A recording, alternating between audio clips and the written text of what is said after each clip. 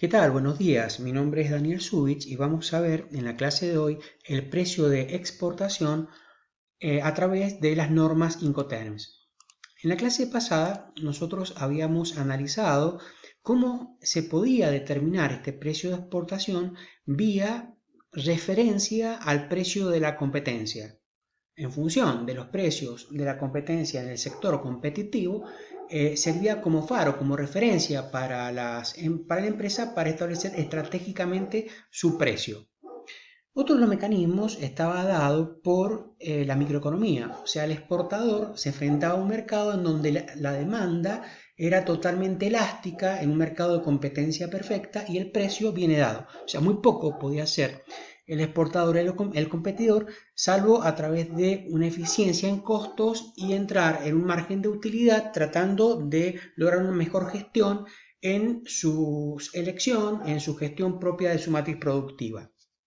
Otro de los elementos que vimos en la clase pasada fue cómo el precio puede intervenir como una parte de la estrategia comercial de la empresa, o sea, dentro de las 4P, como producto, precio, promoción y plaza. El precio viene a conformar uno de los elementos del mix de comercialización que le permitían justamente a nivel estratégico posicionarse en el consumidor, en el exterior, en el cliente, a través de este anclaje. Por último, podemos decir, y nos va a servir como referencia para la clase de hoy, cómo el precio puede determinarse a través de un proceso de acumulación de costos. Bien, habíamos visto que en el mercado exterior se diferenciaba del mercado interno por justamente la logística o por la suma de procesos que llevaba la mercadería en el circuito desde que sale de la fábrica del exportador hasta que llega al importador. O sea, sufre la mercadería una serie de procesos, de etapas, entre ellas la más importante es la aduana, en donde intervienen diferentes actores con diferentes gestiones en el propio proceso. El mayor costo que tenemos en este circuito es el costo del traslado del flete, porque obviamente el exportador del importador están distanciados, especialmente por largas distancias, y el flete viene a configurar uno de los principales costos. Bien, ¿cómo se conforman por este proceso acumulativo de costos el precio de exportación? Bueno, primeramente el exportador tiene en cuenta mirar en forma, diríamos, adicional toda su matriz productiva, todos sus inputs, materias primas, materiales, gastos de proceso, los envases, los embalajes, el acondicionamiento de la carga y todos los gastos. Aquí sí ya entramos a ver todos los gastos que son necesarios para preparar la mercadería y disponerla en condiciones para que pueda ser exportada.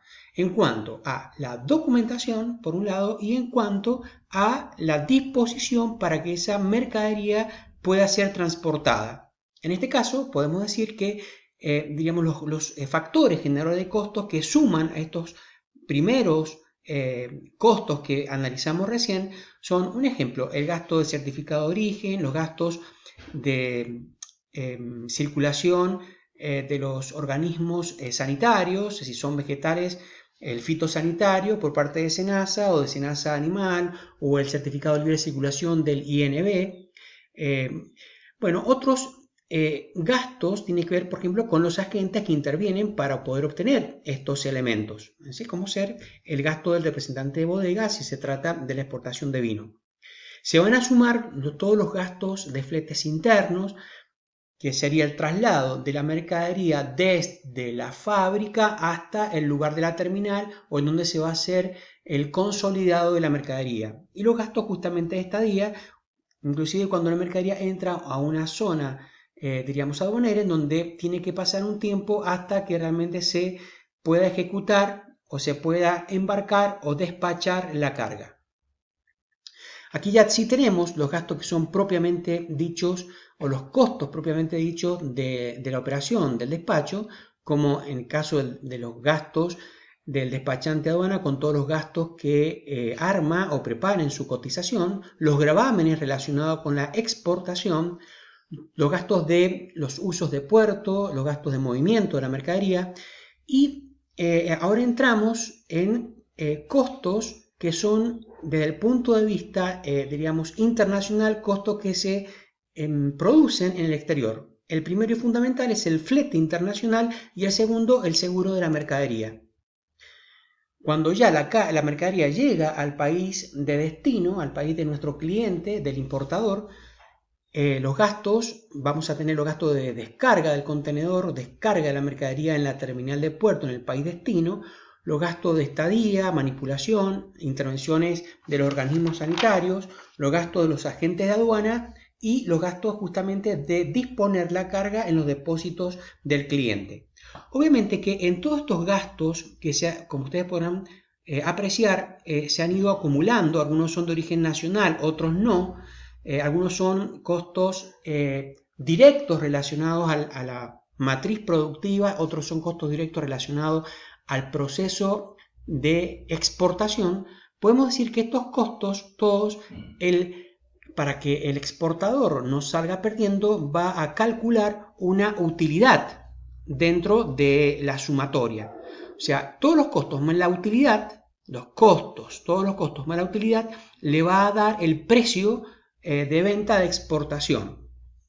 Entonces, todo el tema en comercio exterior pasa por esta secuencia que podemos ver en la parte inferior de la pantalla, en donde tenemos al exportador, como luego la mercadería se dirige hasta la zona de puerto aduanera, luego la mercadería va hasta, en el caso que va a tránsito, si se despacha acá en Mendoza y va a tránsito para ser despachada en un puerto marítimo, por ejemplo Buenos Aires. Bueno, todo este tramo es un tramo de flete interno y luego tenemos el tramo de flete internacional, ¿sí? Lo que vamos a analizar ahora es que a veces existe un acuerdo en cómo se van a producir el precio, o sea, cómo va a calcular el exportador el precio en función de los costos que tienen.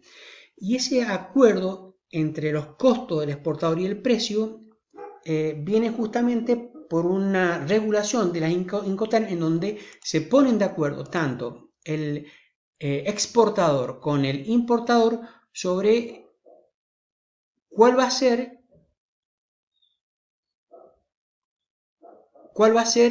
diríamos, el punto en donde quién se va a hacer cargo de los gastos en esta cadena, hasta qué punto se va a hacer cargo de esos gastos el exportador y hasta qué punto se va a hacer cargo de esos gastos no cancelados por el exportador el importador. Entonces, este acuerdo, ¿sí?, produce también con la entrega de la mercadería la asimilación de un riesgo en cuanto a la mercadería si puede ser dañada. Entonces, estos acuerdos entre hasta dónde llega el costo en el proceso y hasta dónde se asume el riesgo de la carga es justamente el concepto de las Incoterms. Ahora, veamos el concepto de Incoterms. ¿Qué es lo que es? Es un acuerdo determinado por la Cámara de Comercio Internacional que regula el contrato entre las partes, en este caso el contrato entre el exportador y el importador. No es una obligación por ley, sino que ambas partes se ponen de acuerdo sobre cuál va a ser la cláusula, cuál va a ser, diríamos, la condición que va a regular esa operatoria. Y una vez acordado, diríamos, en donde ambas partes se ponen de acuerdo en cuanto a qué parte va a asumir cada uno del costo y de riesgo, ambas partes quedan comprometidas y ahí sí obligadas frente a cualquier problema de discrepancia o que puede terminar obviamente en un litigio a nivel internacional. Ahora, ¿qué es lo que regula entonces? Primero, ¿cuál es el objetivo de los Incoterms? Este objetivo es reducir obviamente los conflictos que se producen por toda la operatoria de comercio exterior. ¿Cuál es, diríamos, el propósito que regula los Incoterms? Por un lado, lo que regula el Incoterm son los riesgos de la carga, desde que parte desde los depósitos del exportador hasta, diríamos, que se lanza o se, diríamos, transita por todo el circuito, por todo el proceso hasta llegar a los depósitos del cliente. Todo ese proceso, justamente el riesgo en que sea dañada o robada la mercadería, lo regula los Incoterms. Otro, como anticipamos, es el reparto de gastos. Bueno, ¿hasta qué punto? Por ejemplo, hasta aquí se hace cargo el exportador y a partir de aquí hacia adelante el importador. o desde el puerto de Buenos Aires se hace cargo todos los gastos acumulativos, se hace cargo el exportador, y desde el tramo marítimo hasta llegar a los depósitos del importador se hace cargo, en este caso, el cliente en el exterior. Entonces, este acuerdo de, bueno, cómo se van a distribuir, cómo se van a repartir todos los gastos que se originan en ese proceso, en esa cadena, es justamente uno de los temas muy importantes en la consideración de los costos, del alcance de los Incoterms. Otro de los elementos fundamentales está determinado por la condición de la entrega de la mercadería, cómo se va a entregar, de qué manera, de qué forma, en qué puerto, en qué terminal, si descargada o no. Bueno, estas situaciones también son reguladas por los Incoterms. Y con respecto a la obligación a presentar sobre la documentación, es otro de los aspectos que regula. Ahora, ¿qué es lo que no regula los Incoterms? No regula en este caso la forma de pago, aunque en los últimos Incoterms se había determinado en el Incoterm 2020 justamente algunas consideraciones con respecto a que si se traslada o se entrega la mercadería, queda el comprador obligado a cancelarla. Entonces, bueno, está de alguna manera determinado el aspecto de la forma de pago, pero no está regulado en cuanto al incumplimiento contractual o en cuanto a cómo se transmite la propiedad. ¿Cómo podemos clasificar los Incoterms? Lo podemos clasificar de acuerdo a diferentes grupos. En este caso, grupo E, F, C y grupo D.